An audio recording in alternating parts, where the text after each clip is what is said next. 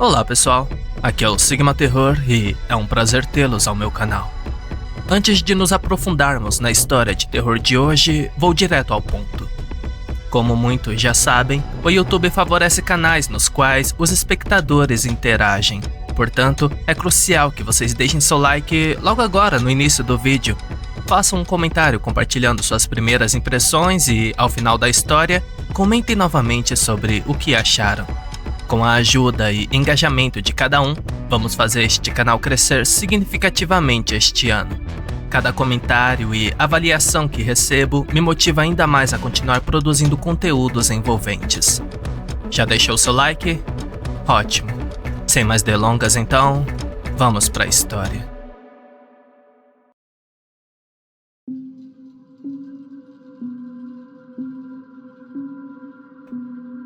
Sou amigo de Andrew Tabelt, o homem que me enviou esta gravação. Recentemente recebi um e-mail de Andrew contendo uma gravação de seu podcast que, pelo que eu saiba, nunca foi ao ar. Não houve explicação de por que ele o enviou para mim, apenas um pedido para que eu o distribuísse. Quando tentei ligar para ele para saber o que estava acontecendo, não consegui. A chamada não foi para o correio de voz. Tocava apenas 2 vezes e depois apenas ficava mudo. Nos últimos dias liguei várias vezes e fui 2 vezes à casa dele, mas não consegui falar com ele. Sempre que eu tentava enviar o podcast para um site conforme ele solicitou, sempre aparecia uma mensagem de erro. Não importa o que eu fizesse, não conseguia fazer o upload corretamente. Por causa disso, decidi fazer esse vídeo. Espero que, se eu apenas reproduzir o áudio aqui, funcione. Andrew, se você estiver ouvindo isso, por favor, deixe-me saber que você está bem.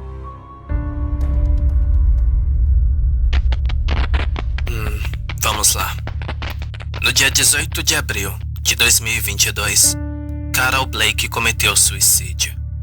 Seu corpo foi encontrado quando seu vizinho de baixo relatou vazamento de água pelo teto. Pensando que havia um cano estourado, o proprietário bateu na porta de Carol por quase 20 minutos para tentar obter acesso ao apartamento dela. Era mais fácil entrar pelo andar dela do que pelo teto do inquilino reclamante. Ela não respondeu, e depois de verificar com seu advogado se isso era considerado uma emergência, permitindo-lhe entrar sem permissão, ele destrancou a porta usando sua chave mestra e entrou para fazer o reparo. O proprietário descobriu o corpo dela no banheiro. Ela estava deitada, completamente vestida na banheira, com os pulsos cortados. A água foi deixada correndo e derramou pela lateral da banheira como uma cachoeira enquanto escorria pelo chão e encharcava os acabamentos de madeira. Eu não conhecia Carol. É uma cidade pequena, então eu posso ter passado por ela em uma loja ou esbarrado com ela em um restaurante. Mas não me lembro se algo assim aconteceu. Gostaria de poder dizer que a morte dela teve um efeito na comunidade. Talvez pessoas realizando um memorial ou até mesmo um pedido ao Conselho Municipal que melhore a forma como os programas de saúde mental são administrados para ajudar a evitar que esse tipo de coisa aconteça novamente. Isso é o que eu gostaria de dizer. Mas o que realmente aconteceu foi nada. A morte de Carol foi apenas um pontinho no radar que a maioria das pessoas nem registrou. Uma das exceções era Roger Caster. Eu conhecia Roger desde a primeira série e, embora nunca tenhamos sido muito próximos, sempre tivemos relações amigáveis. Quando ele me ligou, 3 dias depois do suicídio de Carol, rapidamente concordei em encontrá-lo na mesma lanchonete que um grande grupo de nós frequentava depois de cada jogo de futsal na quadra do colégio. Ah, merda! Eu pensei que... Ok, talvez não. Pode ter sido apenas... Roger me contou que conhecia a Carol há alguns anos. Eles trabalhavam no mesmo escritório e se tornaram particularmente próximos enquanto trabalhavam juntos em um projeto que lhes havia sido atribuído. Uma coisa levou a outra e eles começaram um relacionamento. O problema era que Roger era casado. Casado e feliz, como ele disse. Tenho minhas dúvidas sobre isso, pois, pela minha experiência, pessoas casadas e felizes não tendem a ter casos de longo prazo. Mas foi o que ele me disse. Por causa disso, ele estava preocupado que ela pudesse ter deixado algo para trás que pudesse expor o caso deles e voltar para sua esposa. Em algum momento, ela o apresentou à sua mãe, e ele convenceu a senhora idosa a deixá-lo ajudar a arrumar as coisas de Carol e fazer os preparativos necessários para o velório. Isso permitiu que ele vasculhasse os pertences de sua falecida amante impunemente. A mãe dela até ficou grata pela ajuda e agradeceu-lhe profusamente por isso, se é que dá para acreditar. Roger conseguiu verificar tudo, exceto o celular de Carol. Estava protegido por senha, então ele não conseguiu descobrir o que havia nele. É por isso que ele veio até mim. Quando eu criei este podcast sobre eletrônica e tecnologia, nunca pensei que isso levaria velhos conhecidos a me pedirem para vasculhar os telefones de pessoas mortas. Mas era isso que Roger queria que eu fizesse. Ele não precisava apenas de mim para desbloquear o telefone. Isso só o teria levado até certo ponto. Carol frequentava várias plataformas de mídia social e usava dezenas de aplicativos diferentes que ele não conhecia. O que ele precisava era que eu analisasse tudo e certificasse de que todas as menções sobre seu caso fossem removidas. No começo eu recusei. Fui educado sobre isso, mas só a ideia de fazer o que ele estava me pedindo para fazer me enjoou. E ele continuou me pressionando. Ele me disse que já queria terminar o caso e planejava fazer isso, mas ela tirou a própria vida antes que ele pudesse.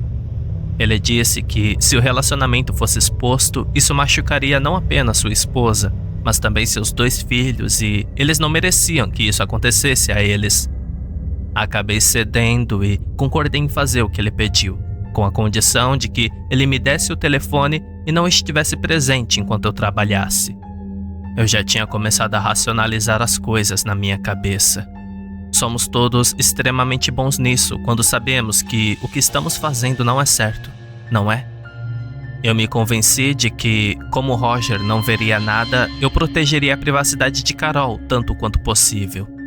Isso é um monte de besteira, obviamente. Na verdade, eu já estaria protegendo-a se não tivesse concordado em invadir o celular dela. Eu não sei se estou prestes a confessar um crime aqui.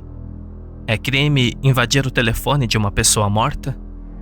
Quer seja ou não, vou fingir que não estava errado. Com certeza era errado. É só que... Bem, não é o que importa agora. Não foi difícil desbloquear o celular. Tudo que eu precisava era conectá-lo a um computador e usar um software gratuito e fácil de encontrar se você souber onde procurar. A maioria das pessoas ficaria surpresas com o quão inseguros são seus telefones supostamente seguros. Isso vale para a maioria das peças de tecnologia dos dias de hoje. Mas você não está aqui para ouvir uma palestra sobre segurança tecnológica adequada e eu não estou aqui para dar uma. Eu não sabia por onde começar a procurar, então abri o calendário e comecei a verificar os compromissos e lembretes. Não encontrei nada que tivesse a ver com Roger. Mudei para o aplicativo de anotações e mais uma vez não encontrei nada. Só quando comecei a vasculhar seu e-mail é que encontrei algo interessante. Eu provavelmente deveria ter percebido que algo estava errado quando a caixa de entrada estava completamente vazia. Carol estava morta há 3 dias. Qualquer pessoa que use seu e-mail no dia a dia pode dizer que pelo menos 1 ou 2 e-mails de spam passarão pelo filtro e chegarão à sua caixa de entrada em um período de 3 dias. Na época não pensei nisso. Eu não estava tão preocupado em apressar o que havia concordado em fazer, que minhas habilidades de pensamento crítico não tiveram tempo de se atualizar. Quando verifiquei a pasta de lixeira nos e-mails, encontrei centenas, se não milhares de notificações automatizadas que foram excluídas. Eles eram de todos os cantos das redes sociais e sites de conteúdo. YouTube, Facebook, Twitter, TikTok e muitos, muitos outros. Cada notificação foi marcada como lida. Pesquisei um pouco mais e descobri que todos foram enviados no espaço de uma semana. Escolhi um aleatoriamente e abri. A notificação é para um novo comentário em um vídeo no YouTube que Carol havia postado. E não era nada lisonjeiro, para dizer o mínimo. O postador, cujo nome de usuário era Templar19, fez um comentário retórico sobre o quão ruim era o vídeo dela e que ele cancelaria a inscrição no canal por causa da continuação de conteúdo tão ruim. Eu ainda estou sendo muito leve. O comentário inteiro foi formulado de tal forma que parecia mais um ataque pessoal do que uma crítica ao vídeo. Havia um link para o vídeo em questão. Toquei nele e assisti ao primeiro minuto do vídeo. Era um tutorial de maquiagem que Carol postou. Não era algo que me interessasse, mas, a julgar pelo número de visualizações e quantos seguidores ela tinha, era definitivamente algo que muitos outros gostavam. Agora que eu tinha algum contexto, olhei para baixo até os comentários para localizar o comentário do Templar19 e ver se outras pessoas haviam respondido. Encontrei o comentário, mas não era nada como a notificação havia dito. Em vez disso, era uma crítica brilhante que se esforçou para elogiar Carol e o conteúdo que ela postou. Isso era estranho, obviamente, mas imaginei que havia duas postagens e a negativa havia sido excluída. Comecei a duvidar dessa teoria à medida que analisava mais notificações na lixeira do e-mail. Todos eles eram ruins, muitos deles beirando o ódio. Porém, quando eu verificava na plataforma em que eles foram supostamente hospedados, sempre encontrava a postagem positiva. Algo muito estranho estava acontecendo.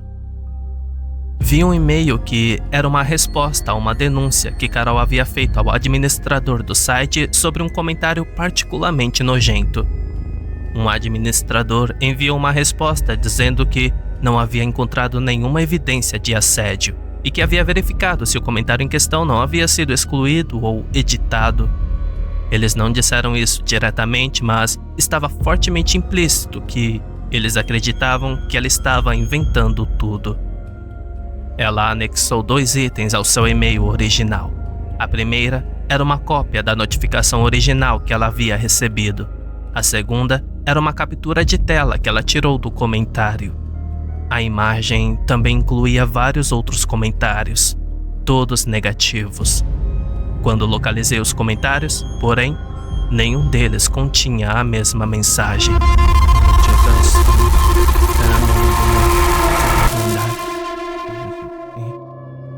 Escreveu no Facebook sobre como ela estava se sentindo deprimida após os ataques de comentários negativos. Sua mãe e vários amigos responderam à postagem. E todos basicamente disseram que ela havia se tornado uma chorona, uma pessoa decepcionante com uma linguagem extremamente ofensiva. As mensagens eram longas e intensas, e eu me sentia cada vez mais solidário com Carol. Ninguém merecia a quantidade de abusos que ela recebia, especialmente das pessoas de quem ela era mais próxima. Fiz uma pausa por cerca de 1 hora. Em algum momento durante o processo, comecei a me importar menos em ajudar Roger, no seu caso de ser descoberto, e mais em descobrir o que havia causado essa avalanche de ódio contra Carol.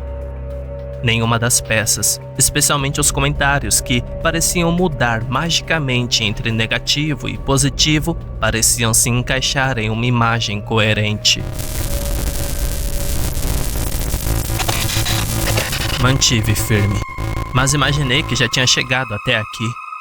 Cliquei no correio de voz e quase imediatamente desejei não ter feito isso.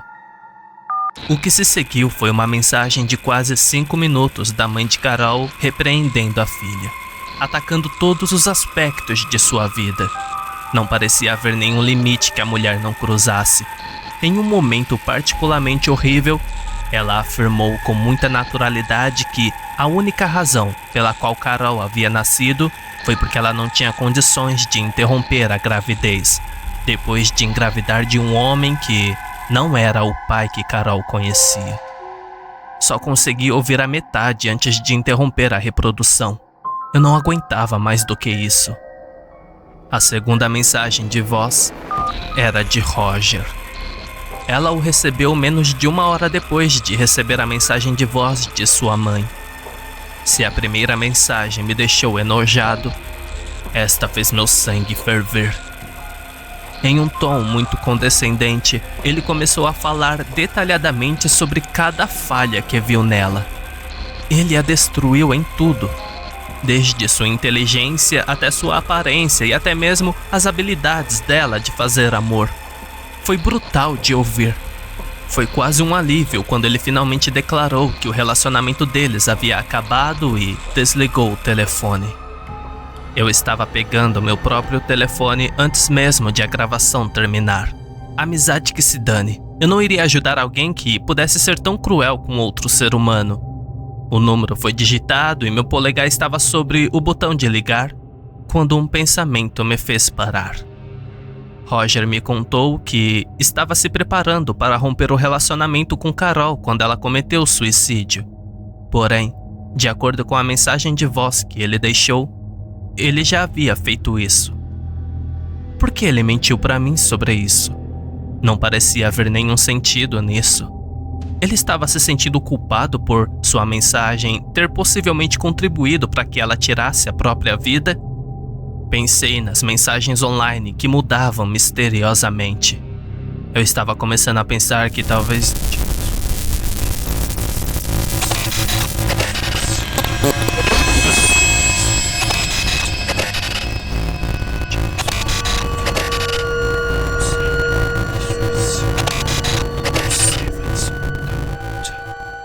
Descobri que Carol havia baixado um arquivo de áudio um dia antes de sua morte. A voz de uma mulher, baixa e uniforme, soou no alto-falante do telefone quando dei play no arquivo. Levei alguns segundos para perceber que estava ouvindo uma gravação ASMR. Para quem não sabe o que é isso, são basicamente vozes e sons gravados de forma a provocar uma resposta física nas pessoas. Você conhece aquela estranha sensação de formigamento que às vezes você tem na cabeça? As gravações ASMR deveriam desencadear isso. Muitas pessoas, muito mais do que você provavelmente pensa, usam vídeos ASMR no YouTube ou gravações de áudio para relaxar e adormecer. Elas não funcionam para todos, mas muitas pessoas confiam nelas e os usam como parte de sua rotina diária. Depois do estresse que toda a negatividade repentina em sua vida deve ter causado a ela, não era de admirar que Carol tivesse procurado algo para ajudar a aliviá-lo. Em vez de tentar explicar a gravação no telefone dela, gostaria de reproduzir uma parte dela. Um aviso rápido. Há um conteúdo questionável nele. Então, se esse tipo de coisa incomoda você, recomendo pular até passar. Se eu conseguir postar isso, tentarei deixar marcadores na linha do tempo para que vocês saibam quando terminar. Aqui está. Não vou revelar o nome da pessoa que o criou ou a fonte de onde foi baixado, por motivos que ficarão extremamente óbvios daqui a pouco.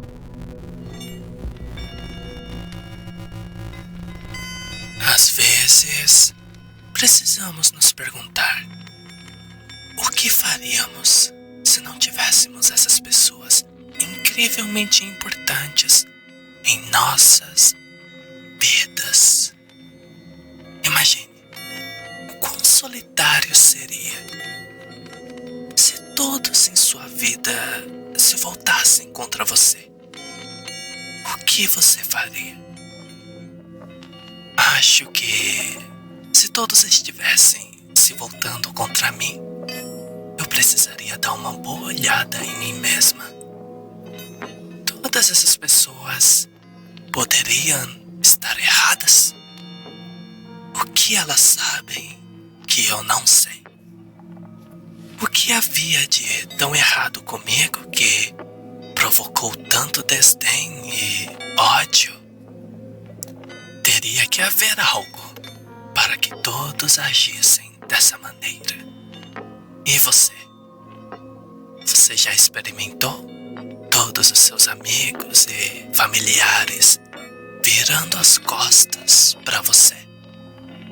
Se sim, você olhou bem dentro de si mesma e descobriu por que é tão repulsivo para todos os outros? Acho que se fosse eu, teria que decidir se as pessoas de quem gosto estariam melhor sem mim neste mundo.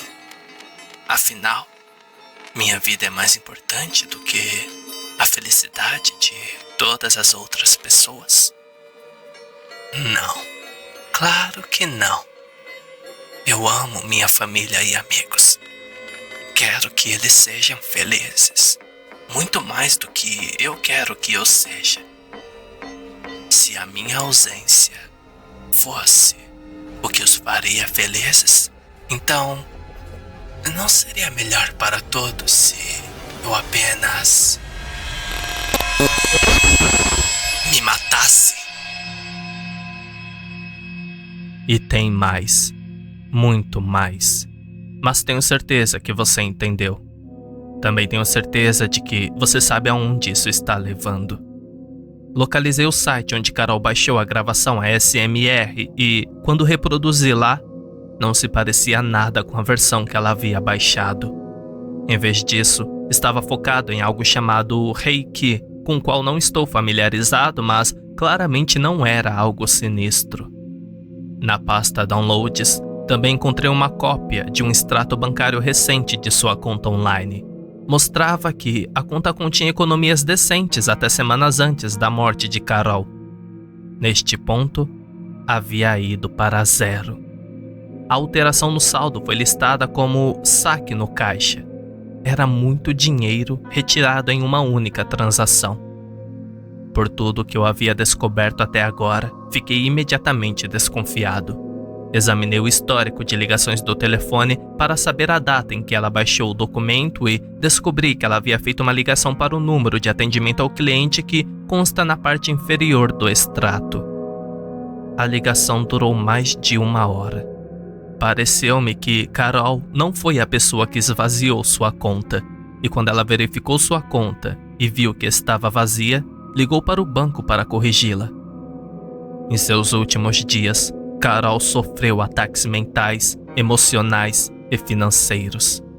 Deve ter sido um inferno. Este ataque obviamente foi planejado. Eu só não conseguia entender como isso teria sido possível. Postagens online nas principais plataformas de mídia social que pareciam de uma maneira para alguém, mas completamente diferente para todos os outros. Gravações de áudios que eram magicamente diferentes para apenas um download. E o saque bancário foi um saque no caixa, o que significa que alguém foi a um banco físico e retirou o dinheiro da conta. Como isso poderia ter acontecido? Isso nem explicava ainda as mensagens de voz.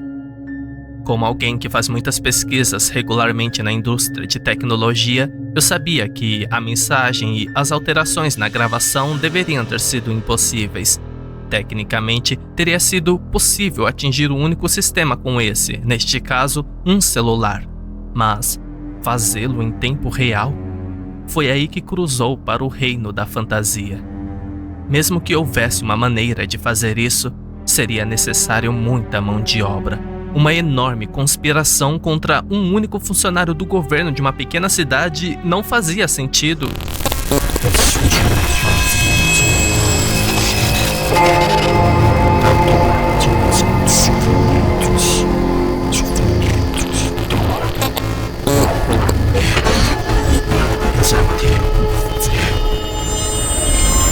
Um por um, passei por todos os aplicativos do telefone de Carol.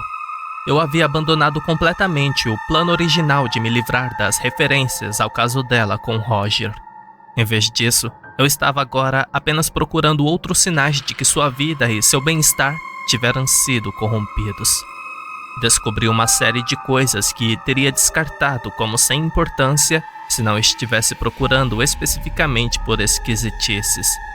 Por exemplo, suas últimas postagens no Instagram tiveram significativamente menos interações do que as anteriores, a tal ponto que poderia muito bem não ter havido nenhuma. O mesmo aconteceu com sua conta no TikTok.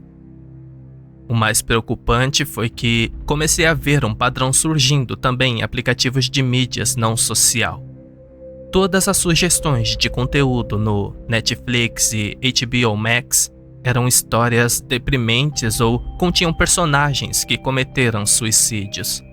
Tentei clicar em alguns filmes e programas assistidos anteriormente por Carol que não fossem essas sugestões, mas a cada vez uma mensagem de erro aparecia dizendo que o conteúdo não estava disponível no momento e que tentasse novamente mais tarde.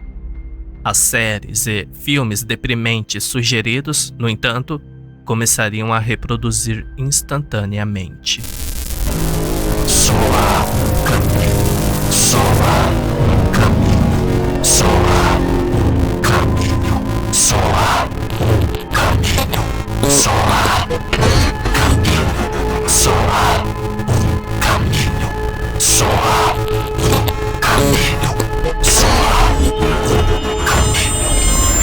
Finalmente, fiquei sem aplicativos para verificar, com exceção de um. Eu estava evitando esse de propósito. Durante as horas em que estive mexendo no telefone de Carol, invadi sua privacidade. Como já disse, não era algo certo, e não é algo que me orgulho de ter feito.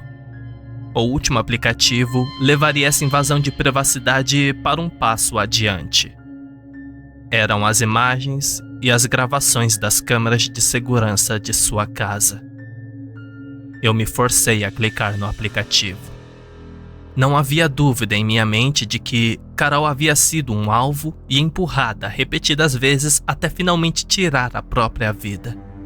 Eu precisava coletar todas as evidências que pudesse e entregá-las à polícia. Eu provavelmente teria problemas pelo que fiz, mas valia a pena que as autoridades investigassem quem havia feito isso com ela. Havia apenas 3 gravações de câmeras listadas no aplicativo. Cada um continha o carimbo de data e hora, e todos foram listados como tendo sido capturados quando um sensor de movimento foi acionado. Todos eles ocorreram poucos dias antes do suicídio de Carol. Respirando fundo, comecei a primeira gravação. Mostrava uma mulher, de 30 e poucos anos, caminhando em direção à câmera. A cena estava em um ângulo estranho e levei alguns segundos para perceber que estava assistindo a uma filmagem da porta da campainha. Reconheci a mulher como sendo Carol pelas fotos dela nas redes sociais. Ela parou poucos metros da câmera e vasculhou o bolso antes de pegar o molho de chaves. Ao fazer isso, seu rosto se inclinou em um ângulo que me permitiu ver as olheiras sob seus olhos. Ela parecia exausta. Ela encontrou a chave que procurava e inseriu-a na fechadura. Quando ela foi girá-la, no entanto, ela se esforçou para fazer. Ela lutou com a fechadura por um momento antes de recuar e olhar para a chave que segurava. Agora, a chave estava quebrada. Ela olhou para ela sem expressão antes de seu rosto se contorcer de raiva e atacá-la no chão. Ela se inclinou para a frente e encostou a cabeça na porta. Era difícil ver pelo ângulo, mas pensei que ela estava chorando. Eu me senti horrível por ela.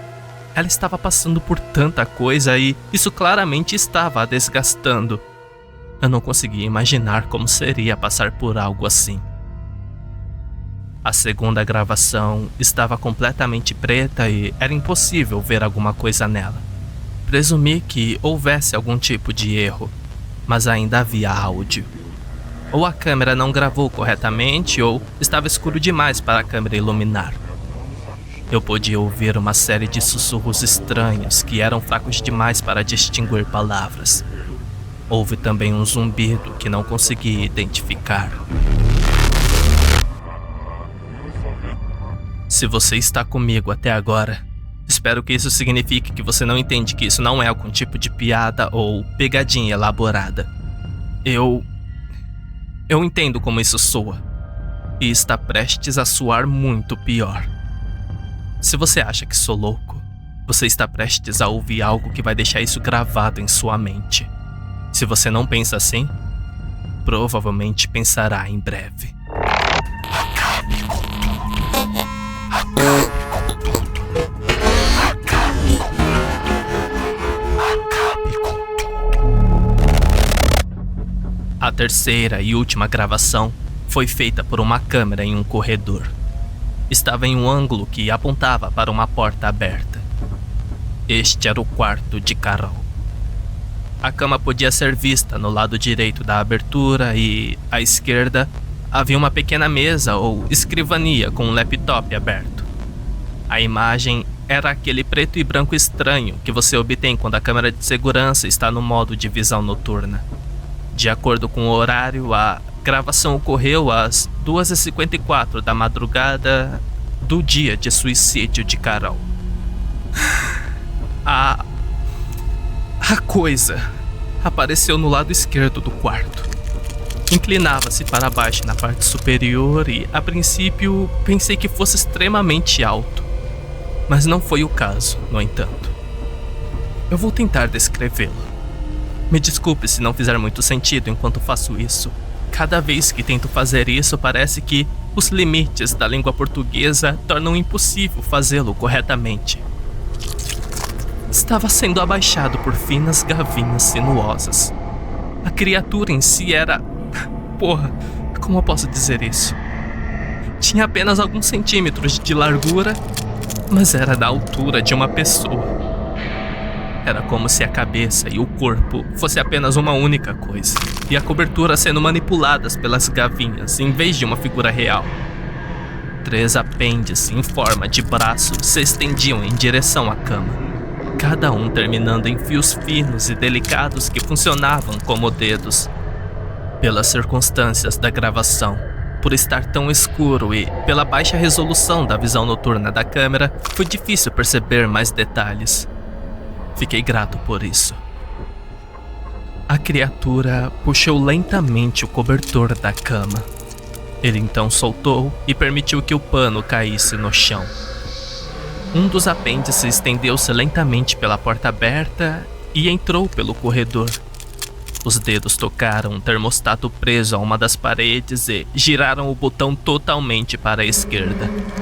O apêndice retraiu-se e a criatura desapareceu de vista.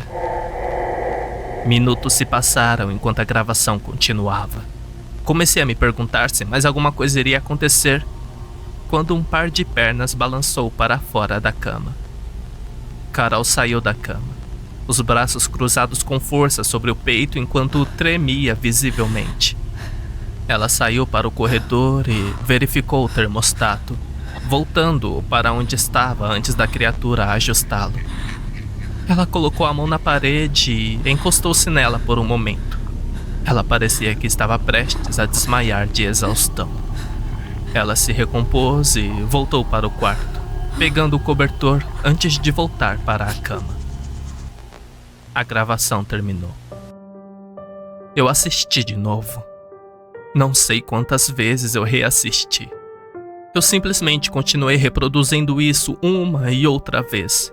Não importa quantas vezes eu assistisse, simplesmente não conseguia me forçar a aceitar. Estou tentando descobrir como colocar isso de uma forma que realmente explique como eu estava me sentindo. Foi como sofrer um acidente de carro. Quando isso acontece, você sabe intelectualmente que acabou de sofrer uma colisão.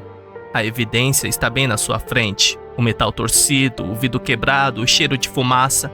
Mesmo quando você está olhando diretamente para os destroços, há uma estranha desconexão que não permite que você entenda o que acabou de acontecer com você. Isso foi o que eu estava vivenciando enquanto assistia às imagens da câmera de segurança em loop. Não tenho certeza de que tipo de exibição eu estava assistindo quando comecei a questionar por que isso estava acontecendo. Por que esta criatura estava tirando um cobertor e ajustando o termostato? Parecia infantil, algo no mesmo nível de uma pegadinha de faculdade. Eu provavelmente deveria ter montado tudo mais rápido do que fiz, mas na minha mente ainda estava girando. Não eram as ações em si que eram importantes. Foi o resultado. A criatura estava privando Carol do sono. Esse foi o último componente necessário para empurrar além de seu ponto de ruptura. A criatura certificou-se de que todos os caminhos a levassem a tirar sua própria vida.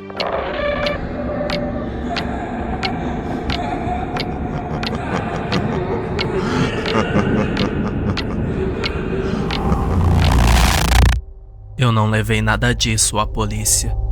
Essa era minha intenção original e eu faria isso se achasse que faria algum bem. O problema é que nada disso pode ser corroborado. Eu tenho algumas capturas de tela que os próprios sites disseram que não eram precisas. E o quê? Alguns vídeos granulados? Da perspectiva deles, eu seria apenas um apresentador de podcast maluco que está usando um evento trágico para impulsionar um interesse em seu programa. E é aqui que a história de Carol Blake termina. Infelizmente, não é onde a história como um todo chega. Há 24 horas, descobri que Roger cometeu suicídio. Um único ferimento de bala na têmpora direita. No momento antes do gatilho ser puxado, ele estava lá e, no seguinte, não estava. Liguei para a sua esposa para oferecer minhas condolências.